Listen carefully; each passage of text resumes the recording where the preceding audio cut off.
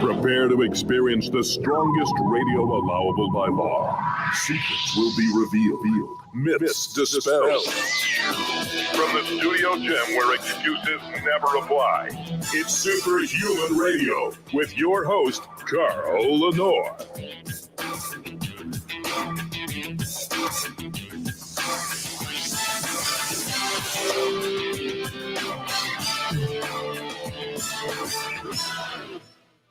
Hey, welcome back to another episode of Superhuman Radio. You know, since I've been doing this show, it'll be 18 years in November, we've talked about type 2 diabetes being renamed acquired diabetes because you give it to yourself. Granted, some people don't understand how they can acquire type 2 diabetes, but clearly, while they don't understand it, they're doing it. And it's the standard American diet, which has become, I read somewhere how many millions of people in India that are type 2 diabetic now, insulin resistant. It's shocking. It's a worldwide problem. And the reality is the pharmaceutical industry makes billions and billions and billions of dollars keeping these people sick or broken, diabetic, so that they have to depend on drugs, insulin, Ozempic, metformin. The list goes on and on and on. But there's a dirty little lie. It's a little secret that these people may never have heard before.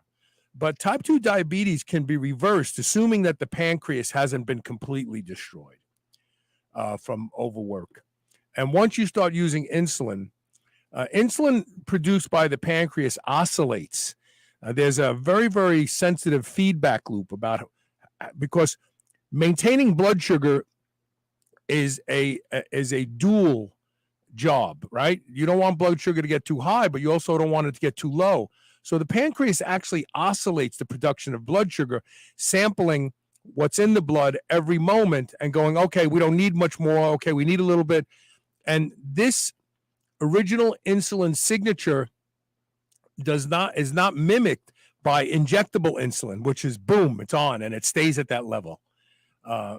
So these are all fixable, reasonably fixable problems when people understand the components that cause their type 2 diabetes in the first place. We're going to talk about some fascinating information because when you eat plays a large role in the development of insulin resistance. Before we get started, we have to thank our title sponsor, and that is Legendary Foods, makers of the sweet rolls. The sweet rolls were designed originally to mimic that Cinnabon that you see in the airport, but you dare not eat because you don't want to go into a glucose coma. They decided to make a cinnamon flavored one first and then chocolate and then wild berry. But these will allow you to feel like you're eating a Cinnabon or a snack that you should feel guilty about, but not feel guilty about it because it has 1 gram of sugar, 20 grams of high quality dairy protein, and 5 net carbs for those of us who are carb conscious. If you go to shrnetwork.biz/legendary and use the code SHR10, more than just a 10% discount, you'll let them know that you learned about them here on Superhuman Radio. And now, without any further delay, Dr. Krzysztof Czaja, how are you, sir? Good. How are you? Good. Now, let me just turn your volume down just a little tiny bit. There we go. That should be better. Something happened to the audio when we were preparing to go on the air, and I tried to react to it as quickly as possible. But we're good now. Okay. So let's start with, so the study we're going to be talking about today is a review of the existing body of information and science that's out there, but you yourself worked on a lot of that body. Talk about the early years and why this study was necessary to do. Sure.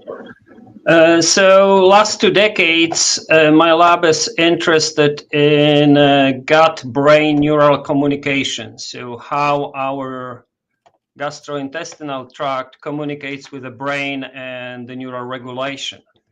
And of course, it's related to obesity and obesity epidemic. So we performed several studies dealing with different diets, because we know about high fat diet, low fat diet, high sugar diet. My impression is that every few years there is new diet coming, but unfortunately they don't work long term, and long term is the key. So like I said, in my lab we are using rat as an animal model because of the similarity to human in gut-brain neural communication. So we are focused on a vagus nerve, the nerve which connects not only gut, but our focus is on GI system with the hindbrain, and later send signals to the brain to regulate food intake, satiety, and all signals involved in feeding. So I will say the pivot point was the study we published several years ago when we compare high-fat diet with high-fat diet mixed with sugar. So high sugar, high fat diet versus high fat diet.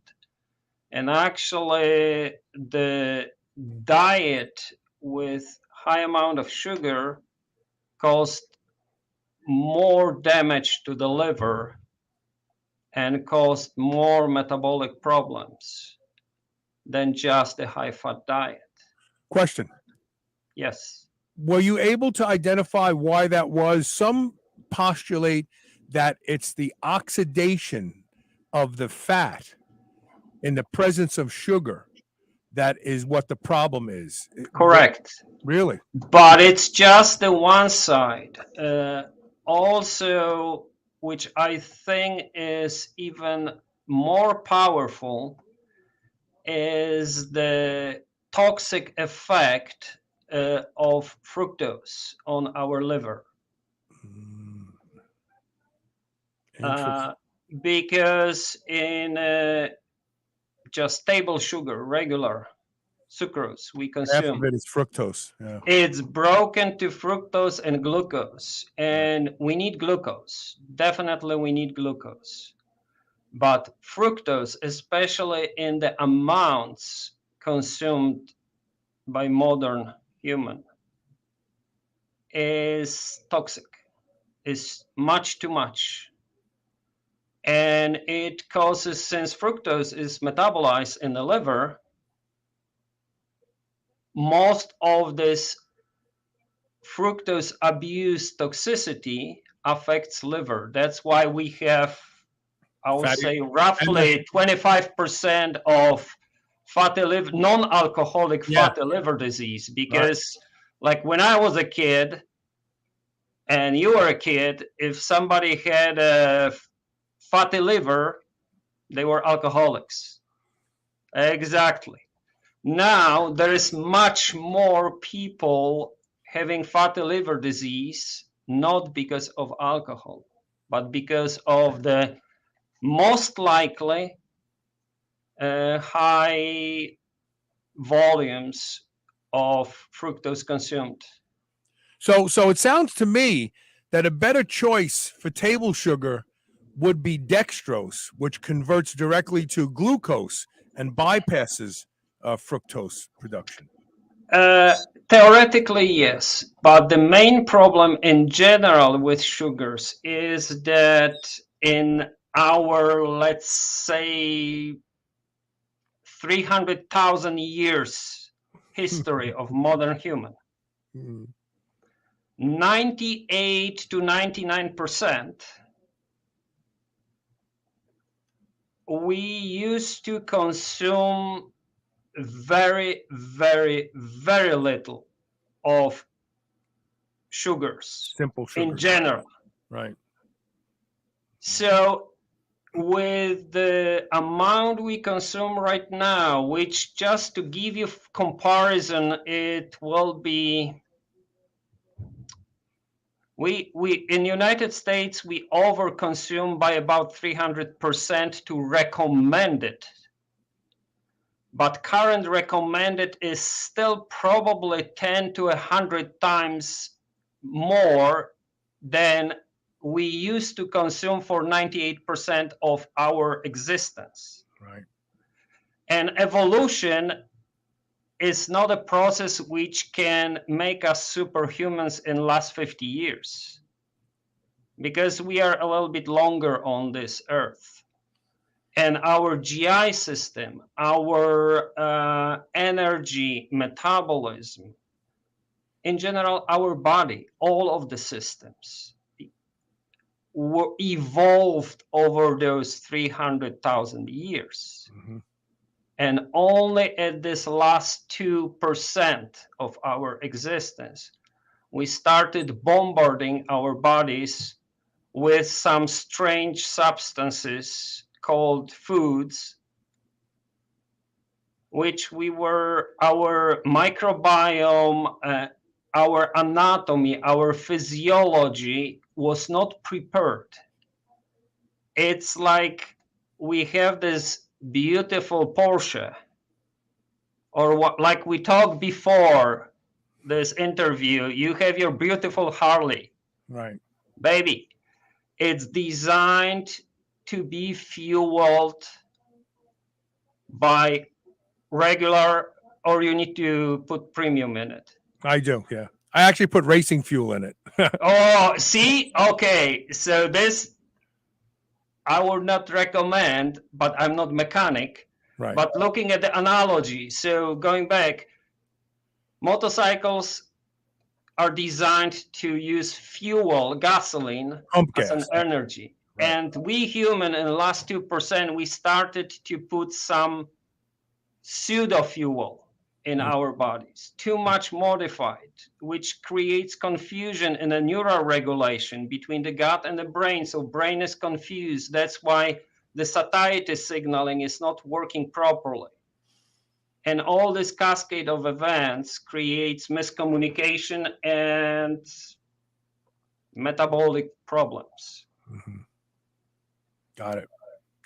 So let me ask you a question. Obviously, thousands of years ago, the opportunity to overconsume sugars would have been to come upon a beehive, which we know hunter-gatherers would eat as much as possible because it was sporadic. They wouldn't see it again.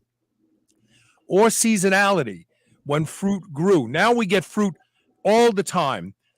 And we know that the circadian rhythm gets a lot of different cues to align itself with. And one of those is the day-night cycle, which is also sometimes known as the locomotive period, where we're moving. Was there some sort of apparatus that we evolved to use that made it okay when we found an orange grove and we spent 2 days eating all the oranges because of the days were longer and we were moving more, and so it was going to be, all that fructose was not going to hurt us as badly? Or was it just the fact that we moved way more back then? I think we moved more back then, and it was highly, highly unlikely that the tribe or group of people found source of sugar in fruits, and they just were binging on it. Right. First of all, the knowledge about poisons and which plants are poison, right, which are not. So right, people were cautious. They were not just jumping on the food. And still most of the energy back then was provided from animal tissue. Yes.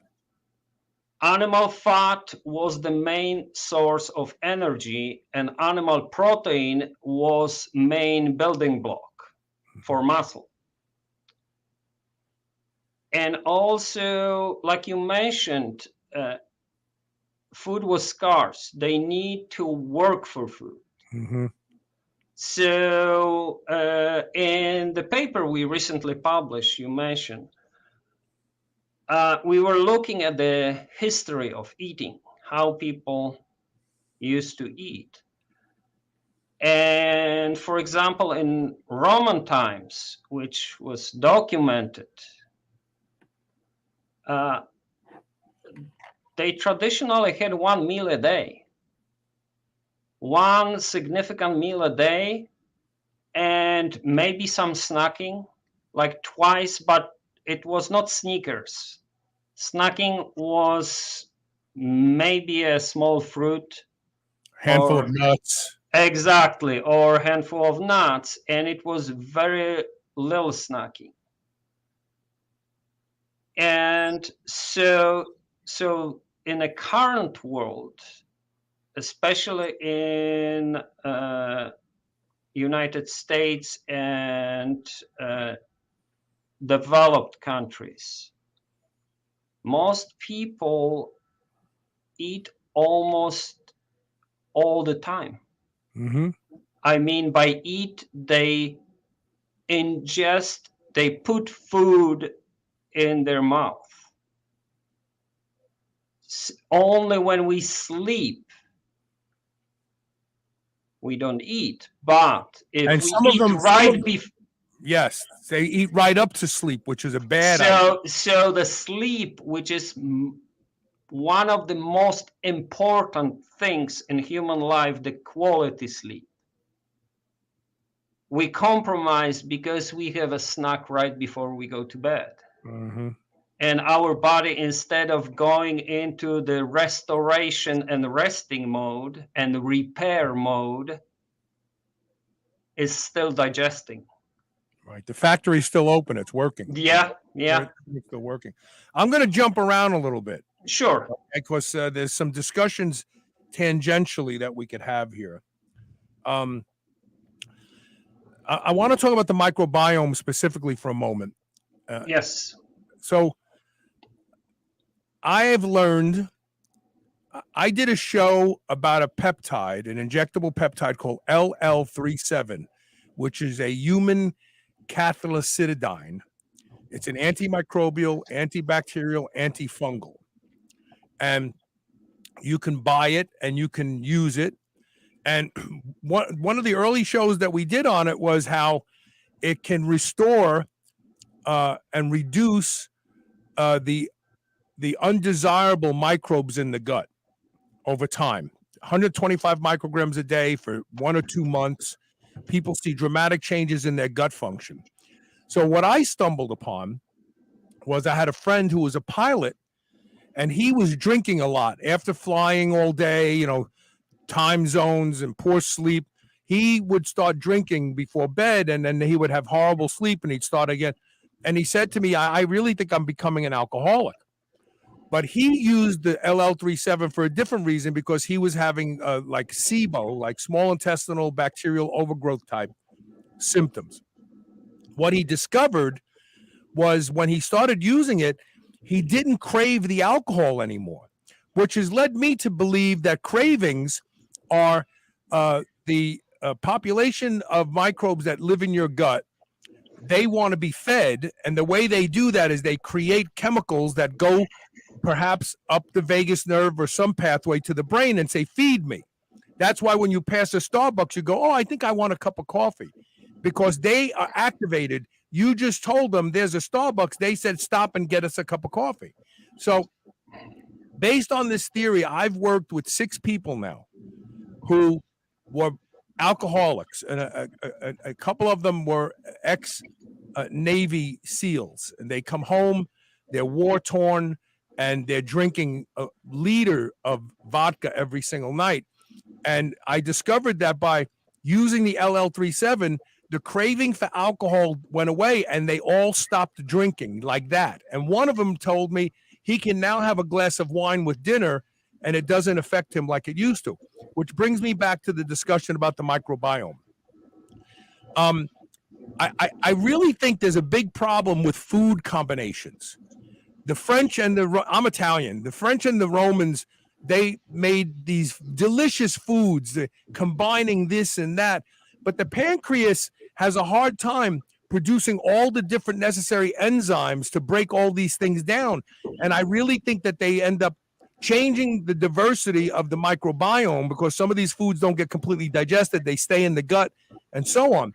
Talk about food combinations. Have you discovered anything in your years of research that we should probably eat a piece of meat by itself and not necessarily go get the broccoli and then get the bread and get the risotto and get all? Should we stick to one food at a time, do you think?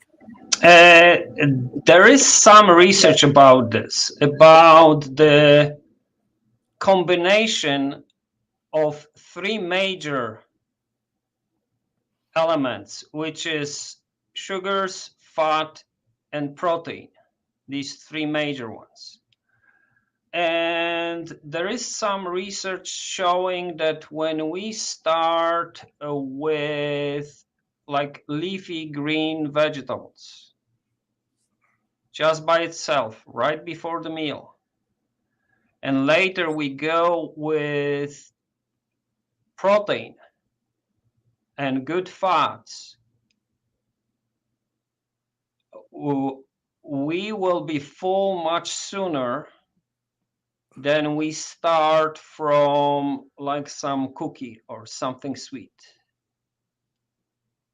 So there's definitely some research showing that the order is important, and this goes to your question about microbiome. Okay. And there is actually silly, you can think about this as a silly question or very deep question. Who is creating the rules, microbiome inside us? Yes. Or us, our brain, especially. We serve them. They tell us what they want and we go and get it because they don't have hands and feet. We serve them. See, that's part of research done in my lab on the vagus nerve and microbiome as a connection link between the gut and the brain signaling. And recent studies showing the involvement of vagus nerve in depression. And also both the studies and observations showing that different diets can alter the depression and mood. So everything is interconnected. So we need to feed our gut bacteria with a proper amount of fiber and good quality ingredients, lowering the inflammation, so suppressing the pro-inflammatory strains of bacteria. Mm-hmm. Interesting. So definitely taking care about our microbiome is very important. One of our published studies showed that, for example, a high fat diet, but the fat was rich in omega-6. It was mostly fat compared to Crisco. Right. So very low quality fat right. can change the gut microbiome in 2 weeks, dramatically. Change microbiome in 2 weeks, but in 2 weeks, we also observe the reorganization of neural circuits in the hindbrain. So it's not only the microbiome changed, but also microbiome signaling to the brain reorganize the satiety centers in the hindbrain. And it's only 2 weeks. Does it We take don't- 2 weeks? Does it take 2 weeks to break that? If you abstain for 2 weeks, brain reset. Unfortunately, we didn't do this study yet, but it's a brilliant question. Right. It's a brilliant question to determine how long it takes to reverse it. Right. Nervous system is a little bit less plastic, less flexible than the other tissues, like liver. Liver, we can fix liver, and we can fix, maybe not completely fix insulin resistance, but they are reversible. So type 2 diabetes in many cases can be reversible almost for free. Right. Oh, I know. Just our effort. And that's probably the caveat, because it's free, it's not very popular. Well, it's not sexy, right? It's free, it's not sexy. It doesn't bring anybody money. They want Ozempic because the movie stars are taking Ozempic. Yep. It's so stupid. But see, with all those weight management drugs, which work longer or shorter, they have many side effects. And just now we're finding out that I talked about a study about 3 months ago where they took rodents and they used human breast cells and then exposed them to semaglutide, and the breast cells rapidly started to develop into cancer cells. There is a study out there that someone just sent me, and I haven't read it yet, that shows some malignancies in the pancreas from long-term semaglutide use. So all of these drugs, they come with risks. And how willing are you to take these risks? If you're that desperate, do something that will change it for lifelong. Learn how to eat. We're going to talk about eating now. We're going to take our first commercial break. Before we take the break, I want to mention something. Sure. From an evolutionary perspective, slowing gastric emptying was a deficit, because you had hunter-gatherers worked all day to find food and eat food. And if you slow gastric emptying, you're full after that first meal. You can't get enough calories in. But today, in this metabolically broken and inflexible world, gastric emptying is a way to leverage slowing the rise in blood sugar. Yeah. So I just wanted to point that out, because we talk about fiber, and we talk about like for me, look, I'm Italian, right? When I go to an Italian restaurant, I tell them I want the salad after my meal. They look at me crazy. Now I'll have antipasto, something, some salami, some cheeses to whet my appetite. Then I have my meal. Then I have my salad, because that's the way we did it in my household. My grandmother did, and that's because we had a lot of food to eat. If you eat salad first, you're not going to be hungry, and you're not going to be able to eat. But the salad, the roughage, comes after and helps like clean everything as it's going through. But today, we eat the salad first. We eat the roughage first. We eat the fiber first, because we want to slow gastric emptying, because everybody's metabolically broken today. It's just a fascinating juxtaposition. And another thing is, what you call salad in United States is not called salad in European countries. Explain that, please. So the part of Europe I'm coming from, the salad is 99% vegetables and a sprinkle of or a few drops of olive oil. And here, when you go and order salad, you have croutons, you have this, you have that, and six different types of lettuce that have no nutritional value whatsoever. Exactly. So it's a different thing. You call it same way, but from nutritional point of view, they're two different things. Like I mentioned before, it's recommended you start your meal with some green leaf vegetables, but that's it. A little bit of salt on it, piece of cucumber, just to initiate, to get the microbiome busy. Interesting. Definitely not the American style salad, restaurant salad. Absolutely not. So your way of starting from quality protein and fat, that's the way to go, because you can't really overeat this. Right. You feel full after eating the proper amount of good quality, and we can expand on this about we will. quality, because it's also important. We're going to address when we come back. Sure. Leveraging circadian rhythm and leveraging feeding frequency and time. Sure. To help people understand what they can do to maybe they're on metformin and maybe they won't need their metformin after a while, but if they have to start somewhere. So let's do that. Stay tuned. We'll be right back with more Superhuman Radio. Don't go. Okay.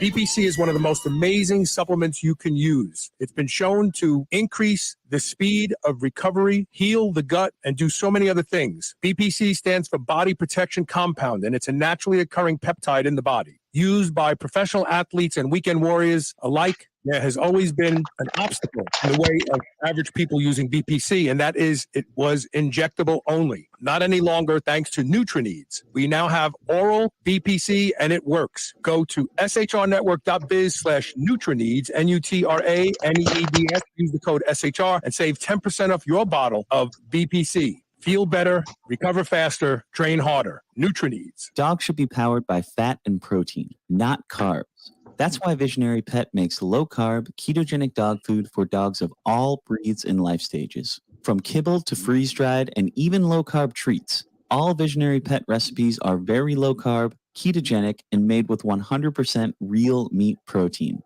Shop now and use code SHR for 20% off your first order today. Your dog deserves the lifelong benefits of optimal nutrition. Make the switch to Visionary and see why smart dogs eat low carb. Remember those rectangular toaster pastries you used to love when you were a kid? Well, Legendary Foods has just made them better. The new cake-style tasty pastry is like nothing you've ever had before. With 20 grams of high-quality protein and less than 1 gram of sugar, you'll feel like you're cheating, but you're not. Go to shrnetwork.biz/legendary and use the code SHR10 to save 10% off your purchase of tasty pastries. Now available in cookies and cream, red velvet cake, birthday cake, blueberry, strawberry, brown sugar cinnamon, and hot fudge sundae. Go to shrnetwork.biz/legendary and use code SHR10 today.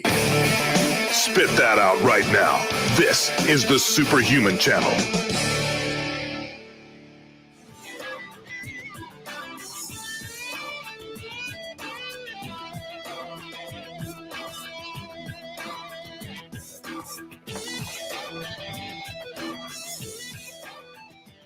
Welcome back. So talk about circadian rhythm and food timing, please, and how it relates to the development and the onset of type 2 diabetes. Yeah. So with type 2 diabetes, as complex as it is, just to simplify in one sentence, is dysregulation of insulin action and blood sugar levels. So it's a conflict between the amount of sugar and the insulin production, and also failing insulin receptors. So in a modern style of eating in advanced countries, in developed countries, we eat many meals a day. And snacking I also call a meal. So we provide food, we consume food almost all day. So our insulin, our pancreas needs to work much harder to produce insulin. And we have many insulin spikes during the day. And when we have insulin spikes, we don't really use our fat reserve. So by eating frequently, we don't allow our body to recover from insulin response. So we are overwhelming our pancreas, and we are overwhelming liver with the amount of sugar in the bloodstream, to the point that insulin receptors become insensitive. They're just tired, they give up. Okay, so let's stay with this for a second. I want to share a screen. I want to see if I can do this. Let's see how I'm going to do this.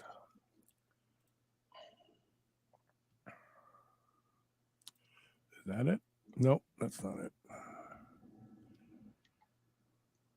I don't know where it went. Okay. Well, I'll just read this. I'll read this. Hold on one second.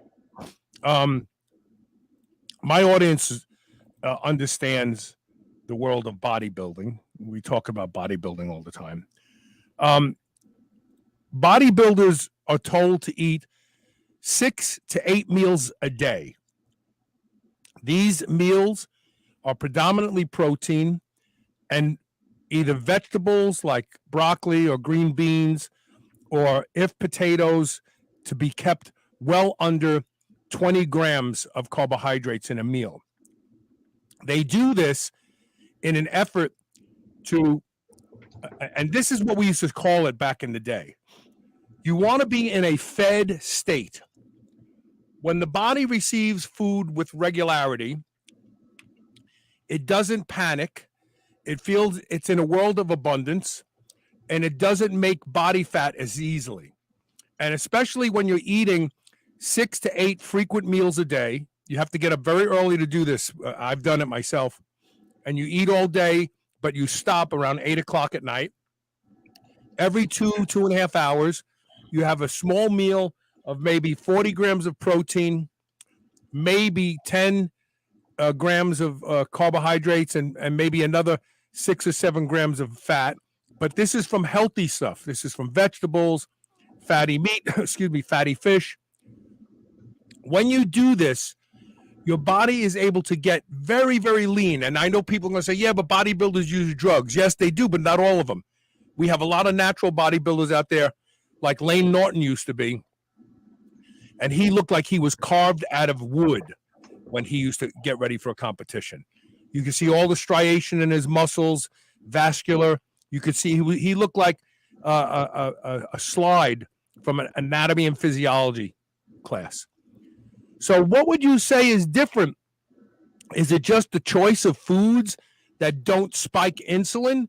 And so reality is the average American is not only eating too frequently, but eating too large of a high glycemic carbohydrate load. All of the above and more. It's much more complex. So the example you were talking about the bodybuilders, the situation you presented was is recommended during the season where they prepare for competition. That right. In the off season, they eat everything and anything, and they get fat. Exactly. So we can directly compare bodybuilders and athletes to the rest of the human population Right. with respect to nutrition. They are in a different situation. I still remember when Michael Phelps was on the top, the Olympics, the medals, the stuff. And at one point they said he consumes 12,000 calories a day. Right. I tried to figure out how much food is it, and I couldn't imagine me eating this amount of calories. But these athletes, they work hard for like 10 to 12 hours a day. Right. So they only burn energy, they supply, so they consume, and they sleep. They don't do much more. The rest of the population, we do different things. Very significant, very important issue is how much we move our body during the day. Because going back to your bodybuilders and other athletes, they work physically All day long. all day long. And you know what's funny? Joel Green came on this show, and there is a intact hunter-gatherer population, I think, in the rainforest called the Nuiji. And they have been studied now. And we were talking about the research, and we were comparing it to the ketogenic diet. Back then, the keto diet was all the rage, high fat, high protein. And we looked at their diet. That's where I learned that they sought out honey. They sought out honeybees. They would eat the honey like for as long as it would last, they would be eating it. And we determined that the Nuiji never went into ketosis because they ate all day long. I mean, so that speaks to Mark Phelps. And look, if these are primitive tribes, they didn't change their feeding or food intake behavior or feeding Right. behavior over ages or thousands of years. Right. The major problem I see in the modern society is this recent, I say recent, it's 50 to 100 years, depending how you look at this. Right. This last 2% of our existence. But the shift is so dramatic that our body can't evolve this fast to adapt.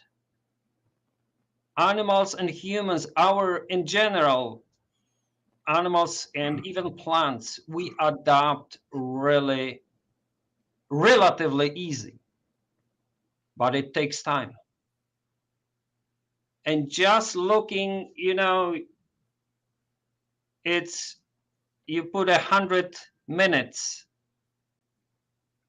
So 99 minutes, we were evolving to consume mostly raw food, a little bit of cooking, and energy based. So we got energy from animal fat, and building blocks means muscle and tissue mass from animal protein. Mm-hmm. And the plant was just, plant was just for snacking, for additional values, but very minor. And suddenly we decided, okay, let's flip-flop everything and our body will be fine. It's like you fuel your car with ethylene, with the gasoline, and suddenly you sit at your chair and what the heck, I'll just go and pour some vegetable oil.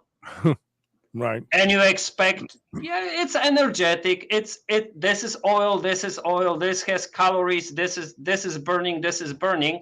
Just let's flip it, and you expect your car or motorcycle to perform the same way. It doesn't work like this. When something is designed and evolved for most of the time to function, it's not going to adapt this quickly. Well, think about this for a second. Two things. First of all, Leslie Aiello, who used to be in charge of the Wenner-Gren Foundation in Manhattan, New York, their anthropological organization, told me once that we can't reproduce the paleo diet. When the paleo diet, she said the apple that they ate back then had no sugar in it. It was bitter, it was tiny, it was tough. Today, Yes. we have hybridized apples to be sweet. Yes. So there's no way to reproduce it. But here's another thing that's interesting. And this is an observation that really gets passed over by most people.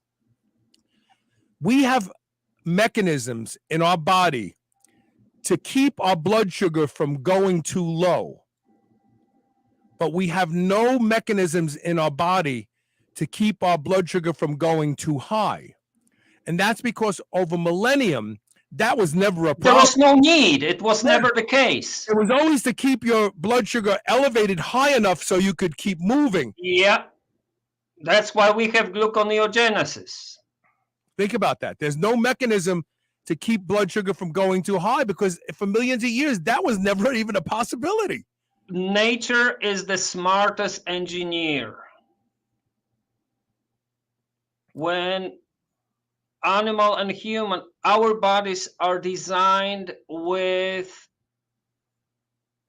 only the parts we need. Right. Even saying, oh, you use just 10% of your brain. That's the biggest misconception. We use 100% of all our cells, including brain cells, all the time. They are functioning, they are more active or less active, but we use them all. So what do you say for people out there thinking, look, I have type 2 diabetes. I would like to become better on my own. I don't want to have to take medication. Maybe they're looking into that. Maybe they've been told they have NFL, non-fatty liver disease. I have a good friend that has that. Using circadian science and meal frequency timing, how should people be eating?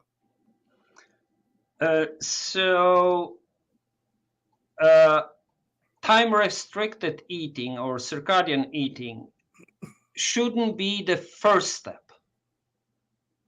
It should be a second or third step. Okay. The first most important step is to get rid of pro-inflammatory or in general toxic pseudofoods. So start from eating food which was never in packaging. Right. That's the simplest rule. If it was never in a plastic, you can eat it. Mm-hmm. I know it's oversimplification. Well, and the truth is they wrap steaks in plastic, but I think what you're saying is it should not have an ingredient list. Yes. Of a variety of ingredients. Maximum three. Yeah. Maximum 3.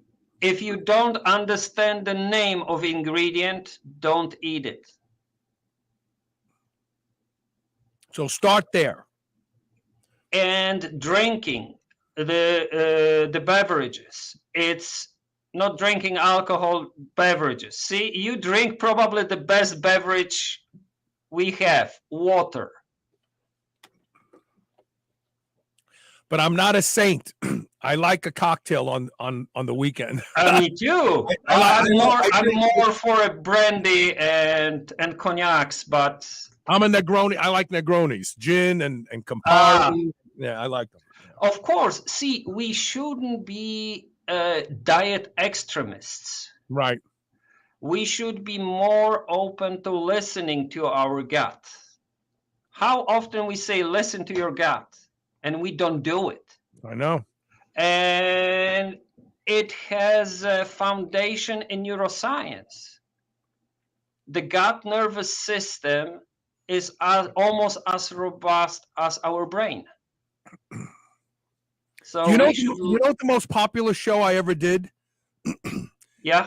In over 17 years, there's one show that gets downloaded still, even though I did it 10 years ago, 12 years ago, and I get emails from people thanking me for doing this show.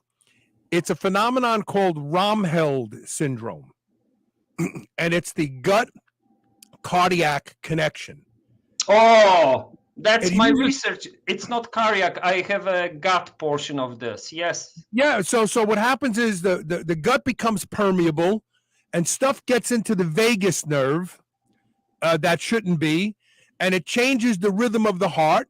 And they go to the doctor and they get EKGs, and the doctor says, there's nothing wrong with you. And they go, Doc, after I have a meal, my heart starts to beat, tachycardia. And I feel like I'm going to die. I get lightheaded. Oh, you just need Valium. You have anxiety. And we did the show on Romheld syndrome 10 years ago. So many people suffer from this that I've often thought about writing a book about that show, because they all say, I thought I was crazy. My doctor told me there was nothing wrong with me. I changed my diet, and it went away. Yeah, there it goes. I can send you the neuroanatomical diagrams showing that the vagus nerve innervates both the heart and the gut. Right. And don't you remember this old saying that you can go to man's heart through the stomach? Yes. Yeah. The way to a man's heart is through his stomach. Right. Yeah, exactly. And I only I thought about this when I started my research on the vagus nerve. That my grandma, she got like a high school diploma. She was a simple person, but she knew the stuff. Mm-hmm. Oh yeah. And many times the observation, that's how I started with a recent review paper we were talking about, is that we should have more respect toward the observational results. Yes. Not discard them right away because they are statistically insignificant or you don't have the p-value. I call those, excuse me, I call those N equals many.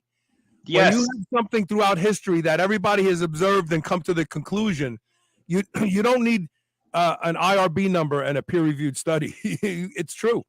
And I'm not trying to say that, we should just take those observations and keep them solid. No, just respect and consider. Don't discard them right away because it was your grandpa saying, or it was your grandma saying, or people say. Just in many of those observational stories, there's a lot of truth. And here's an observational story right here. Craig Hollander is a fan of the show. Yeah, I see the comment. He says that he got down to 7% body fat by eating every 3 hours protein and veggies, no performance-enhancing drugs, no excessive weightlifting or cardio, just consistency. I don't have a big physique, but the frequency of eating sped up my metabolic rate. Okay, but what was the training? What was the energy expenditure during this time? And another thing, I don't see any sugars. No. Which is good, actually. That's the magic, cutting the sugars out. Our circadian rhythm observation published is regarding the current population. So athletes are on an extreme end. But Right. most of us, we don't expend so much energy. We're going to take our last commercial break. And when we come back, I want to talk about time-restricted feeding. Which type of time-restricted feeding template you favor. Stay Okay. with us. We'll be right back for more. Stay with Okay. us. And don't forget, everybody needs to share this show because you never know whose life you're going to change if you share this show. Be right back.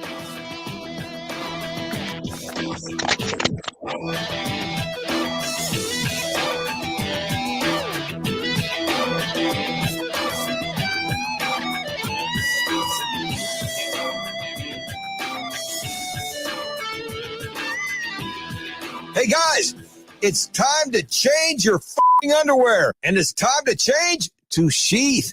Sheath's underwear's revolutionary designs allows your man parts to hang the way they would naturally hang if you were not wearing underwear. And this improves the blood flow throughout the day to the twigs and berries.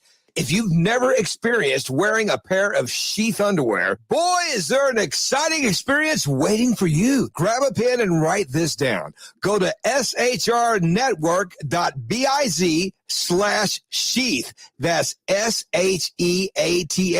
And use the code SUPERHUMAN to save 20% off your first pair. And get this, if you're not completely satisfied, send them back for a full refund. That's shrnetwork.biz/sheath. Hey, this is Carl Lenore. I am the inventor of Gun Leash. Over 500,000 handguns are lost in the United States every year. If you carry a gun like I do, you are 300 times more likely to lose your gun. And 15% of those guns will end up in criminals' hands and used in the commission of a crime. Gun Leash solves that problem. Gun Leash is a patented, no-tracking proximity device the size of a postage stamp. It will alert you as soon as your gun is outside of your range, so you can never leave your gun behind. To learn more and to be notified when Gun Leash is available at the end of January, go to gunleash.com and get on our mailing list. Gun Leash. Never lose your gun, never leave your gun. Great sleep upgrades you on virtually every level. Body fat, muscle mass, mood, brain function, and countless other ways. But taking melatonin alone isn't the answer. Thanks to a brand new sleep formula developed by my friends at Bioptimizers, you can experience the best night's sleep ever. Sleep Breakthrough is a delicious sleep drink that supports your natural melatonin production and relaxation without creating a dependency, so you can have the best night's sleep on demand. It targets 5 different sleep pathways to give you the best sleep ever. And best of all, you'll wake up feeling rested and rejuvenated so that you can have the best day possible. For an exclusive offer for my listeners, go to sleepbreakthrough.com/SHR and use the code SHR10 for 10% off. Plus, you can unlock special gifts with the value of at least $20. This is a limited time offer, so go to sleepbreakthrough.com/SHR right now. This is the Superhuman Channel. Evolution just got kicked up a notch.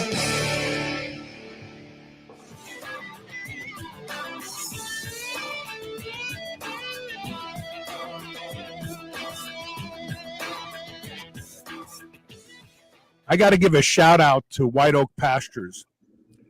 I eat a lot of red meat, white meat, poultry, fish.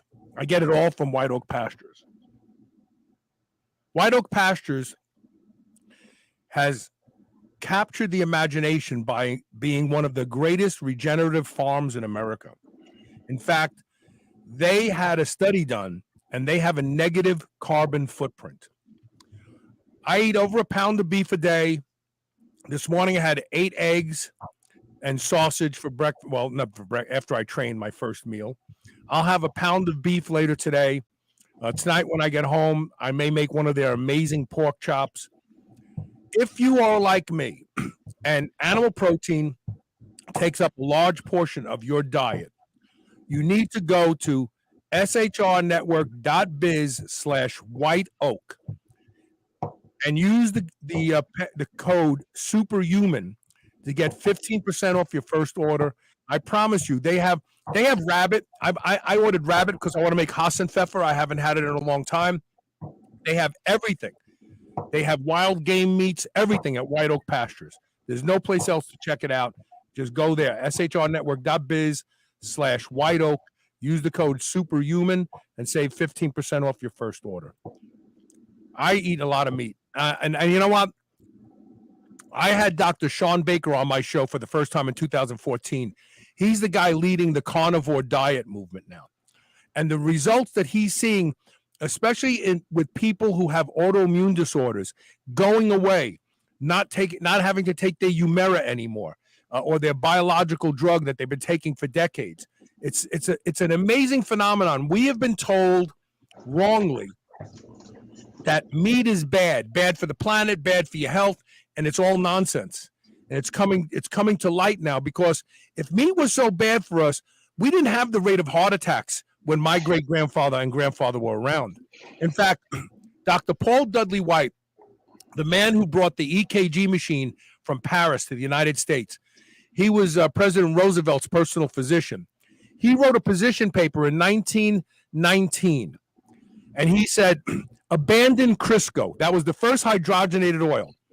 He said, return to lard and tallow. Cut back on your sugar.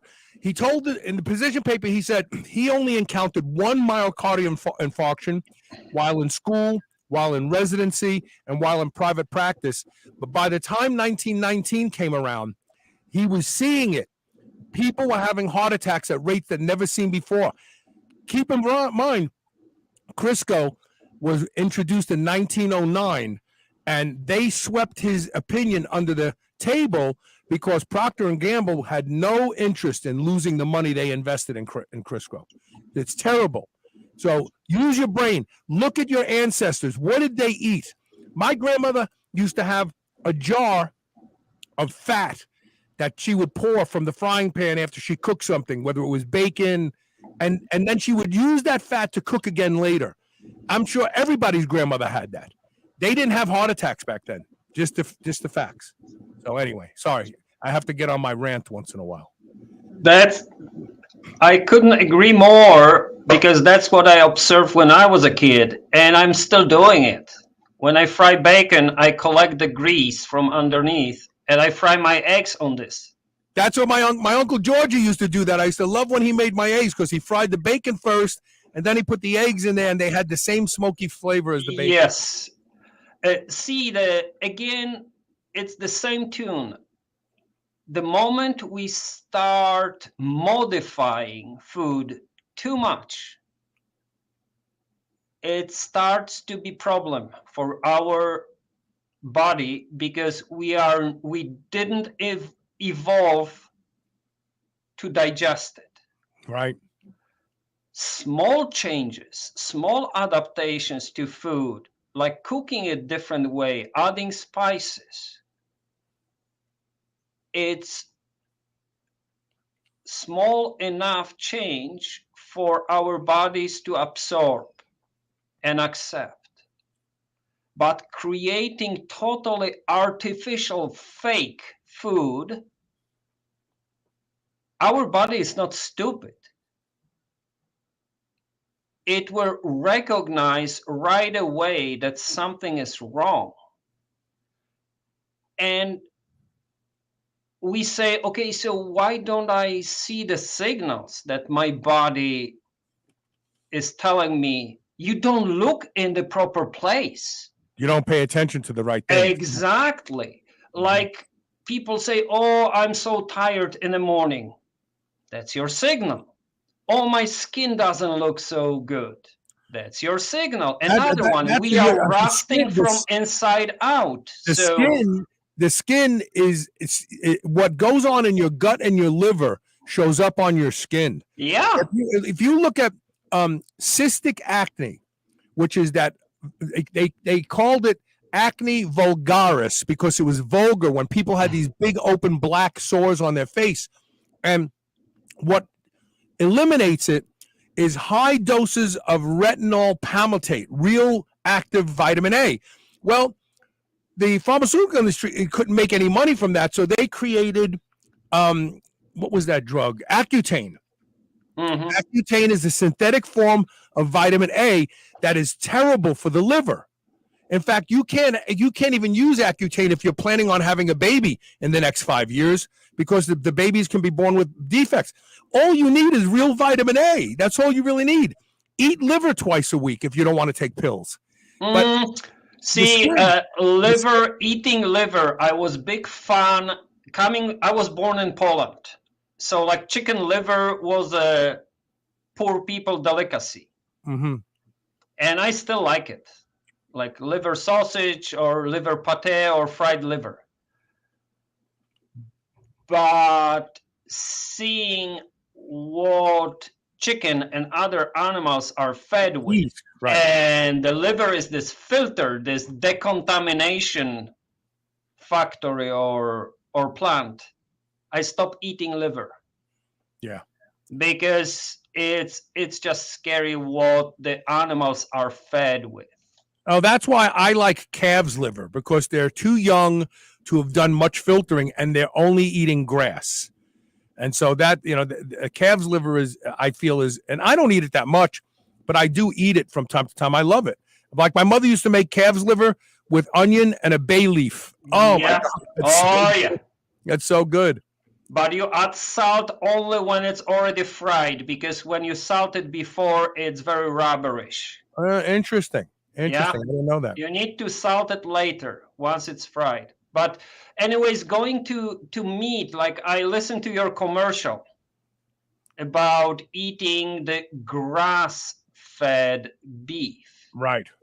Because cows, ruminants, are not designed, or they didn't develop again to Corn eat and soy. Right. Corn creates a chronic inflammatory and it creates fatty liver disease in the cows. Yes. The marbling that everybody looks for is evidence of a metabolically broken cow. That's why I used to go to restaurants and they say, "Oh, would you like we have a beautiful Wagyu prime rib today." I say, "No, that's a sick cow. That's a cow that developed insulin resistance, and so he's storing or she's storing fat in everything that they can." That happens to humans when they get fat in their muscles too. Yeah. No. Yeah, the proper marbling, actually, it's more topic to a different talk. But in general, we should consume animals with consuming or fed with their proper diet. Right, their natural diet. Natural diet. That's why, and another thing is the definition, like the free range chicken. Yeah. It's just the fancy word. It's meaningless. It's marketing. It's all marketing. Marketing. I want to get back on track here because we have limited time. I want to talk about the proper window you think for time restricted feeding. Okay. The proper window depends on individual. We should start looking into our body. Sorry about that. It's on a schedule of its own. Go ahead. So when friends or some people I know ask me about, okay, so I know you are on this time restricted eating, and so what would you recommend? My first question is, when you wake up in the morning, are you hungry? Do you need to eat breakfast or don't? Because I noticed over last several years going into this time restrictive eating, that there are in general two groups of people. One group, they can't live without breakfast. They have to eat breakfast. And the other group, they don't care. Like myself, I don't care about breakfast. I never, actually, you need to go back into your childhood, where you always, was it easy to skip the breakfast? Yes, it was. So that's the first step. Identify where you belong. And start with, I will say, 8 hours. So if you are a morning eater or early eater, wake up, do your thing, and eat breakfast, but very, very important, the quality. Good quality protein, good quality fats. Avoid carbs during the breakfast. Breakfast cereals, all those sugary, colorful things, they're killing us. Eggs, sausage, good fats. Frying, stay away from seed oils, highly refined oils, natural Is that stuff. because of the high omega? Yes, omega-6s. Yes. You want to reduce this. And don't be afraid to eat 6 eggs for breakfast. I don't eat breakfast, but when I have the eating day, because now I'm on alternate day eating. So I'm one day I'm eating, the other day I'm not eating. But still on the eating day, I don't need breakfast. If it's Saturday or Sunday, yeah, I will probably eat like a brunch. But I'm not afraid to eat 6 eggs and 3 strips of bacon. But it keeps me full. Once I finish the meal, I'm not hungry for next 8 hours or so. And that's it. So with if you can manage, so first define. First, clean your pantry. What the uniquely comfortable window is for you. First, you have to choose. Like I say, I'm on a different. So I don't have a window. On the eating days, I'm eating somewhere between noon and 8. Ideally, sometimes I have a 9-hour slice of sausage. But I try to stop eating like 2-3 hours before I go to bed. That's the magic. You That's should. the magic. That's one of the 3 hours. important things. Now here's something fascinating. The older you get, so I have 2 ways of eating. For a while there, my mornings was such that I could cook a meal first thing in the morning early. I eat by 6 o'clock. Get to the gym by 8. So 2 hours later, it's not still in my stomach, and train. Have a post-workout meal. And then after my show, which was about 3 hours after my post-workout meal, have a pound of beef. And that worked great. But then when I eat first thing in the morning, I stop earlier. I stop at 4 o'clock. I stop eating. And I find that I slept better. Yeah. Because the older you get, having that last meal for me at 6 o'clock, if it's a big meal, if it's like, wow, I need to eat another pork chop or something, I need a big meal before I go to sleep tonight. And I have a big meal, and especially if I mix, if I have broccoli with it. If I just eat the pork chop by itself, it's not a problem. But if I eat at that 3-hour mark, where I know it's going to be 3 hours, I'm still a little. My stomach is still working a little. So I've learned to use a peptide. It's called GHRP6. It's a growth hormone releasing peptide. And what it really is, I'm going to forget. But anyway, one of the byproducts is it's a gastric prokinetic. So if I take the GHRP6 and then have the meal at 6 o'clock, it goes faster. It's gone by the time I go to bed. Yeah. It makes sense, and that's the perfect way. So you watch yourself and you adjust your diet. That's why my answer is kind of vague. Yeah. We definitely need to have long breaks without eating and drinking just water or coffee. And by coffee, again, the definition of coffee is a coffee grains. No, 2 ingredients. Well, no, I was going to say no, 3 because you need 4 ounces of clear coffee you could see through. That's what I think, you know. So you have 3 ingredients. You have coffee, you have water, and you need a glass or cup. That's right, it. But the interesting thing about coffee is I've traveled the world, and I know like Turska kava, Turkish coffee. Yeah, Turecka kava, yes. They put the coffee grinds in, and they wait until it sinks, and then you drink it, but you don't drink it to the bottom. That's very strong coffee, and it's espresso the Italians make. But when I think back on my parents and my grandparents, they made perk coffee, and it looked like rusty water. You could see through it. I feel like we've started to really make coffee drinks way too strong, too much caffeine, too much turbidity.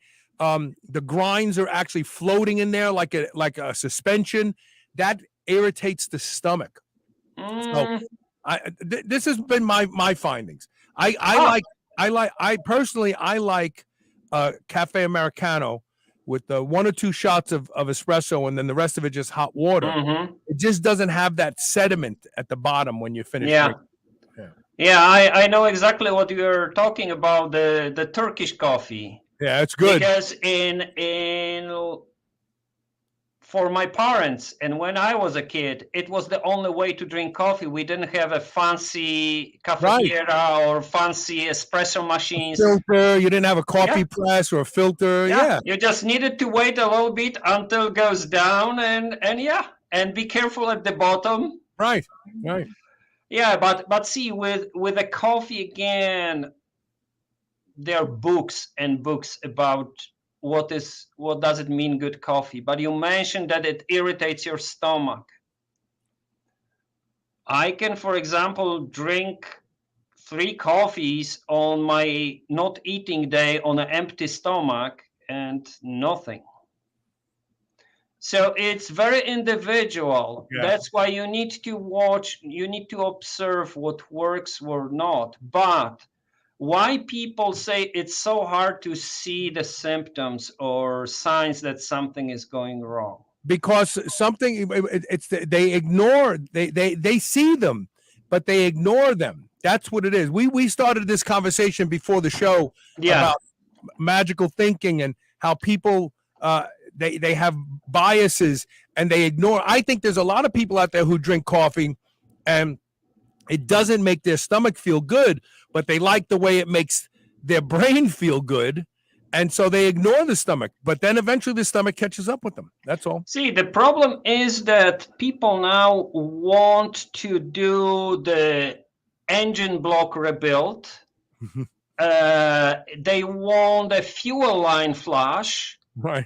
And the interior detailing and exterior detailing on their luxury car, but they want to do it when this Jeep is off-road going 60 miles per hour on the bumps and rocks. Right. You need to put this thing in a garage, in a restoration mode. Slow down, give some time, and start fixing. You can't fix the body while you're running full speed.